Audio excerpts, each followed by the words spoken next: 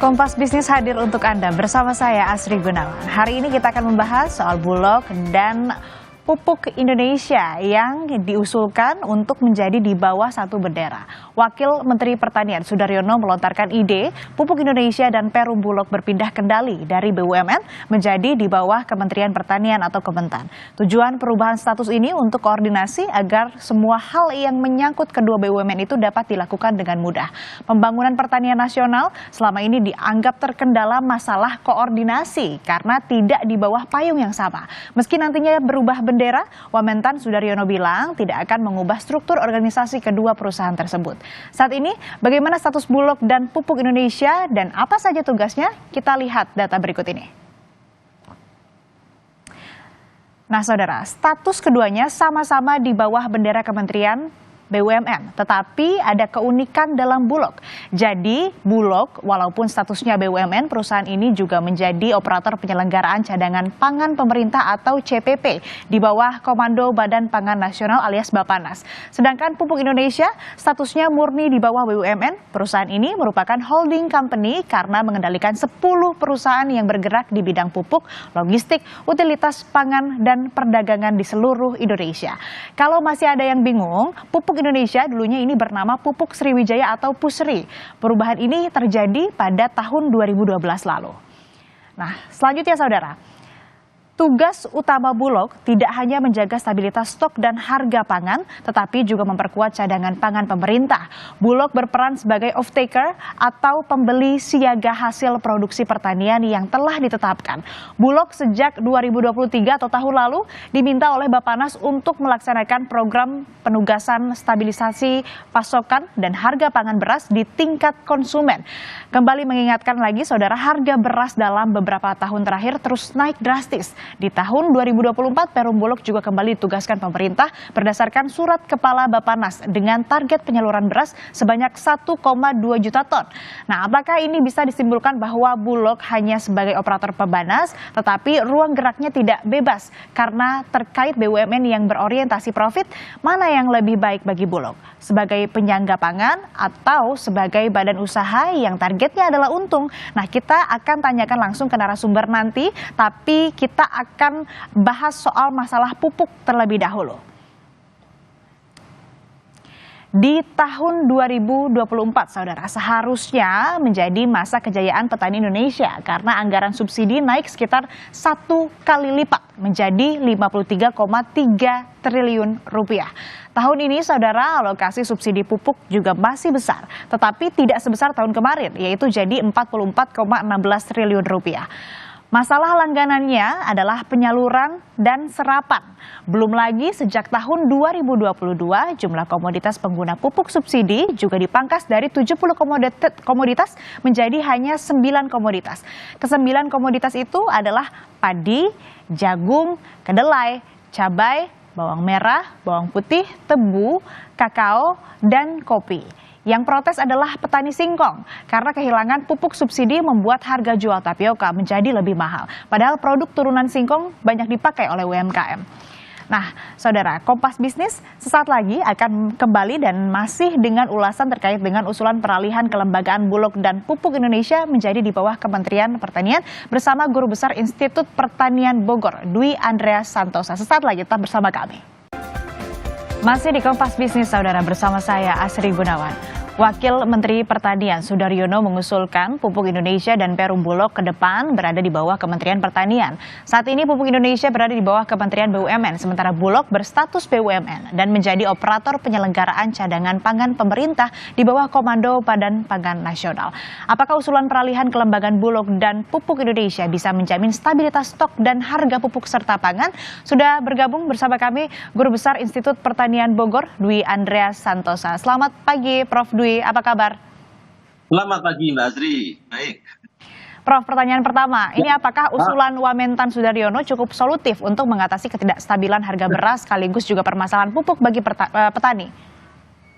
Inilah ya, nggak usah yang aneh-aneh saat ini ya, hanya untuk sekedar ambisi kekuasaan. Itu yang ingin saya tekankan. Karena apa? Persoalan pangan kita ini saat ini tidak baik-baik saja. Sebagai contoh, Mbak ya, produksi padi kita selama 10 tahun terakhir ini minus 1% per tahun produksi padi. Lalu kemudian impor pangan kita selama 10 tahun terakhir ini, selama pemerintahan saat ini melonjak hampir 2 kali lipat. Dari angka 10,1 miliar US dollar ke 18,8 miliar US dollar. Lalu kemudian kalau volumetrik ya Mbak, 10 tahun terakhir ini untuk 8 komoditas pangan kita itu melonjak 9 juta ton. Bisa dibayangkan kenaikan impor kita. Tupoksi Kementerian Pertanian adalah diproduksi, selesaikan masalah itu dulu. Jangan kemudian berwacana untuk menggabungkan beberapa lembaga masuk ke dalam Kementerian Pertanian. Yang masalah tupoksi Kementerian Pertanian diproduksi saja tidak tercapai. Bagaimana kemudian menggabungkan berbagai lembaga masuk ke dalam Kementerian Pertanian yang saat ini ada di bawah kementerian-kementerian yang lainnya. Untuk itu tidak usah berwacana dulu lah saat ini. Mari perbaiki produksi, mari turunkan impor, itu yang teramat penting. Iya, Prof, artinya ini tidak cukup solutif dong kalau gitu. Oh enggak, gini lah Mbak, sederhana saja ya. Katakanlah PT Pupuk Indonesia. PT Pupuk Indonesia ini kan di bawah BUMN ya, namanya juga PT kan. Bagaimana PT digabungkan ke kementerian kan? Ini pertanyaan pertama. Bulog juga perusahaan umum. Bagaimana perusahaan umum yang sekarang ini di bawah BUMN kemudian bergabung di kementerian? Kan inilah yang paling penting itu tadi saya sampaikan, bagaimana menata kelola sistem kita, sistem produksi kita, sehingga sistem produksi kita ini mencukupi. Dan walaupun itu sudah digembar-gemborkan setiap pemerintahan, terkait swasembada pangan kan. Coba saja pemerintahan yang saat ini, di awal pemerintahan, swasembada 3 komoditas, padi, jagung, kedelai, tahun 2015 sampai 2017, 2 tahun. Hasilnya apa? 0 besar. Dan saat ini produksi padi kita justru menurun 1% tiap tahun. Untuk itu mengapa terjadi kenaikan harga pangan? Ya walaupun kenaikan harga pangan ada penyebab lainnya kan. Tapi itu persoalan terpenting saat ini yang harus kita selesaikan. Bukan kemudian mengadopsi beberapa lembaga masuk ke Kementerian Pertanian. Dan lalu hal yang kedua yang penting terkait dengan pupuk ya. Presiden harusnya tegas. Presiden tahun lalu sudah menyatakan bahwa subsidi pupuk akan diganti ke subsidi langsung. Ini yang sudah dinyatakan Presiden. Laksanakan itu. Kalau itu terjadi luar biasa Mbak, sebagai contoh saja ya. Tadi kan sudah disebut anggaran pupuk itu kan 53 triliun ya. 53 triliun Mbak, kalau dibagi-bagi melalui direct payment, melalui pembayaran langsung, setiap petani mendapat 3,6 juta. Bisa dibayangkan saat ini kalau kita hitung dari Natura kan disebarkan dalam bentuk pupuk bersubsidi itu paling kurang dari 1 juta Mbak. Lalu ini kemana? Ya nggak tahu saldonya kemana. Lebih baik uang langsung diserahkan ke petani. Itu yang paling baik sehingga pupuk dibebaskan. Dan PT Pupuk Indonesia akan berusaha semaksimal mungkin menghasilkan pupuk kualitas, kemudian mendatangkan pupuk tepat waktu sesuai dengan keinginan petani, kan? Pupuk juga bergairah, produsen-produsen pupuk yang lainnya juga bergairah. Itu yang sangat penting saya kira bagi kita bersama. Bukan kemudian mengubah seperti itu. Tupoksinya sendiri, melaksanakan tupoksinya lah. Itu yang paling penting. Iya. Pak Nes, pertanyaan selanjutnya ini tadi juga yang disebutkan alokasi anggaran subsidi pupuk tahun ini kan naik besar ya menjadi 53,3 triliun rupiah. Alokasi pupuk subsidi juga bertambah dari 4,73 juta ton jadi 9,55 juta ton. Faktanya 6 bulan berlalu serapan pupuk bersubsidi baru terrealisasi 32,6% per 30 Juni 2024. Setengah tahun loh hanya 30%. Nah kemudian September ini terserap 5 juta ton. Distribusi subsidi ini kendalanya di musim tanam atau panjangnya birokrasi seperti aturan penebusan yang ada di Kementan. Sebelum dijawab Pak, izin boleh mendekat ke kamera supaya suaranya lebih jelas. Oke. Jelas Mbak suara saya? Udah jelas Pak, saya silakan. sudah pakai headset ini, saya pakai headset. Silakan. Ya, dan disitulah Mbak, disitulah bisa dibayangkan dana subsidi 53 triliun baru terserap berapa tadi? Sekitar 30%, sudah setengah tahun berjalan. Itu kan persoalan pelik. Belum kalau kita bicara terkait penyelewengan Mbak. Kami pernah kerjasama dengan salah satu lembaga yang sangat powerful di Indonesia. Penyelewengan di tingkat 4 saja 20%, bisa dibayangkan kan? Kalau 20% 20% penyelewengan. Berarti apa? Kalau anggaran subsidi pupuk katakanlah sekarang 54 triliun, dulu sekitar 30 triliun lah katakanlah. Itu berarti ada 6 triliun. Kalau sekarang ada 10 triliun uang yang harusnya hak petani ditilep oleh siapapun. Nggak tahu kita siapa. Pertanyaan ketiga udah dijawab. Penyelewengan itu. Lalu yang lainnya tadi maaf Mbak, yang satu pertanyaan lagi. Jadi itu persoalan yang besar di pupuk kita. Belum lagi kita bicara tepat waktu, tepat jumlah dan sebagainya. Lupakanlah. Sehingga mau subsidi dinaikkan, mau subsidi diturunkan, hasilnya sama saja, kan? Selama 10 tahun terakhir ini kan seperti itu. Subsidi kadang-kadang naik, subsidi pupuk kadang-kadang naik, kadang-kadang turun. Hasilnya sama saja. Produksi padi kita nurun 1% per tahun. Padahal hampir seluruh subsidi pupuk ini masuk ke dunia pertanian padi. Yang lain-lain itu kecil. Dan berapa Mbak kalau kita bicara lebih total lagi, anggaran ketahanan pangan ya, anggaran ketahanan pangan selama pemerintahan saat ini 2014 sampai 2024, anggaran ketahanan pangan 954 triliun, bisa dibayangkan. Di dalamnya ada subsidi pupuk, ada macam-macam lah, bagi-bagi alsintan dan sebagainya. Hasilnya apa? Hasilnya impor kita melonjak hampir 2 kali lipat. Hasilnya impor kita bertambah hampir 9 juta ton dalam 10 tahun terakhir ini. Jadi itu uang rakyat. Ini kami ingatkan ke pemerintah, teman-teman pemerintah, itu uang rakyat. Jadi itu. Jadi yang paling penting bagaimana kita mensejahterakan petani kita dengan anggaran yang begitu besar, itu yang paling penting. Oke, sekarang ini kan tadi kita bahas soal pupuk Indonesia. Kita beralih ke bahas soal Bulog. Tugasnya kan menjaga stabilitas harga pangan, terutama beras. Di sisi lain, perusahaan ini ada di bawah Kementerian BUMN yang orientasinya juga pasti profit. Nah, tetapi Bulog juga jadi operator Bappenas yang ditarget. Seakan-akan Bulog ini berdiri 2 kaki. Apakah pemerintah harus diingatkan lagi? Apa sebenarnya fungsi Bulog? Oh iya Mbak, ya Bulog tadi usulannya digabungkan Kementerian Pertanian, ya nggak nyambung lah. Bagaimana kan? Badan Urusan Logistik disambungkan ke Kementerian Pertanian kan? Apalagi sekarang bentuknya perusahaan umum. Kalau usulan saya ya, Bulog kembalikan saja seperti sebelum tahun 2000. Bulog sebagai lembaga penyangga pangan yang pendanaannya diatur atau dikendalikan oleh pemerintah. Bukan sebagai perusahaan umum. Kalau perusahaan umum itu otaknya kan untung saja kan, bagaimana untung, nah ini persoalannya kan, bagaimana untung sehingga ya sudahlah impor saja, karena apa, disparitas harga antara produk dalam negeri atau di tingkat konsumsi dalam negeri dengan impor ini jauh besar Mbak, besar sekali Mbak, perbedaannya bisa 4.000-an kira-kira antara harga di dalam negeri dengan ketika kita mengambil dari impor dari luar negeri. Ya bisa paling bisa antara 2.000, 3.000, antara 4.000 itu perbedaannya Mbak, sedemikian besar. Sehingga itu alasannya kan. Lalu akhirnya apa? Tugas Bulog yang utama kan sebenarnya 2. Kan kalau tugas kita bicara terkait dengan nuansa batin Bulog ya, yang pertama mensejahterakan petani, sehingga Bulog akan menyerap ketika puncak panen raya yang akan meningkatkan sedikit harga di tingkat usaha tani. Tapi kenyataannya kan enggak ya. Kan selama bertahun-tahun ini serapan Bulog kan relatif rendah. Juga serapan di puncak panen raya kan relatif rendah. Sehingga akhirnya harga gabah kering di tingkat petani itu bergerak sesuai dengan hukum pasar yang ada kan. Lalu yang kedua stabilisasi pangan kan, itu yang kedua.